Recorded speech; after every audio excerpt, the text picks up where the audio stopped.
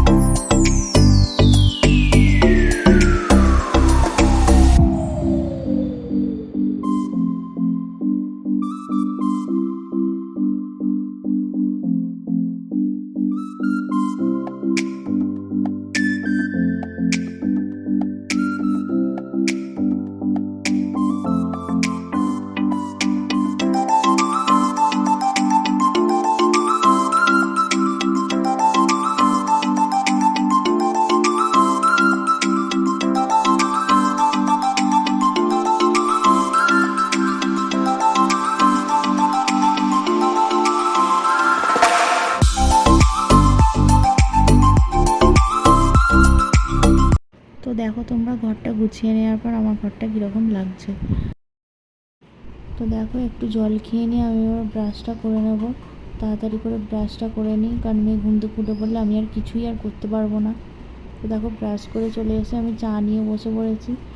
এবার চাটা খেয়ে নেবো তাড়াতাড়ি করে, কারণ মেয়ে ঘুম থেকে ওঠার পর কিছুই আর কাজ করতে পারবো না। দেখো, বাইরে এসে বাইরের বিছানাটা ছেড়ে নিচ্ছি, কারণ মেয়ে ঘুম থেকে উঠে পড়েছে। মেয়েকে এবার বাইরে শোয়াবো, কারণ চোখের লক্ষ্য রাখতে হবে।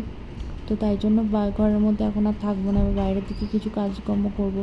তাই ওকে বাইরে ঘর থেকে বাইরে নিয়ে আসছি, কারণ বাইরে ওকে শুইয়ে রাখবো। বাইরেই ও বিছানাতে ঘুমাবে, কারণ সারাদিনও বাইরের বিছানাতেই থাকে, কারণ সারাদিন তো আর ঘরে থাকা হয় না। তাই এবার বাইরেটাতে এনে, মানে বাইরে বলতে বাইরে দালানে একটা বিছানা পাতা আছে, সেখানে এনে আমি ওকে শুইয়ে দিয়েছি। এবার আমি ওকে শুইয়ে রেখে এবার বাইরে যাব। আমার বাইরেও কিছু জামা কাপড় আছে, সেগুলো মিলতে যাব। তো চলো, দেখতে থাকো। দেখো, বাইরে চলে এসেছি। বাইরে এসে কিছু জামা কাপড় আগে থেকেই মেলা আছে, কারণ ওগুলো আমার শাশুড়ি আগে থেকে মিলে দিয়েছে। আমি তখন ঘুম থেকে উঠিনি, তার আগেই আমার শাশুড়ি জামা কাপড়গুলো মিলে দিয়েছে। এবার আর বাদ বাকি যে কটা পড়েছিল সেগুলো আমি এবার জামা কাপড় ধুয়ে মিলে দিচ্ছি।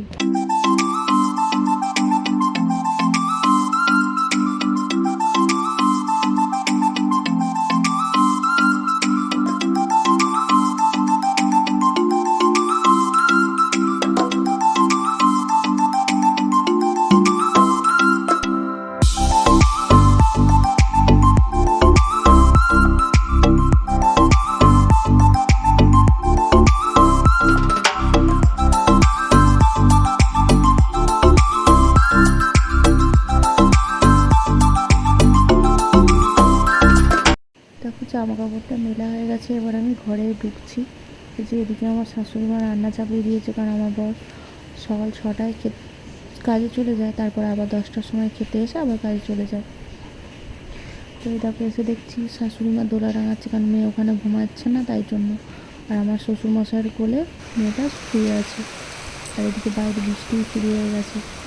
জামা কাপড়গুলো আবার বাইরে থেকে ভেতরে মিলে দিয়েছি। তো আজকের ব্লগটা এই পর্যন্ত।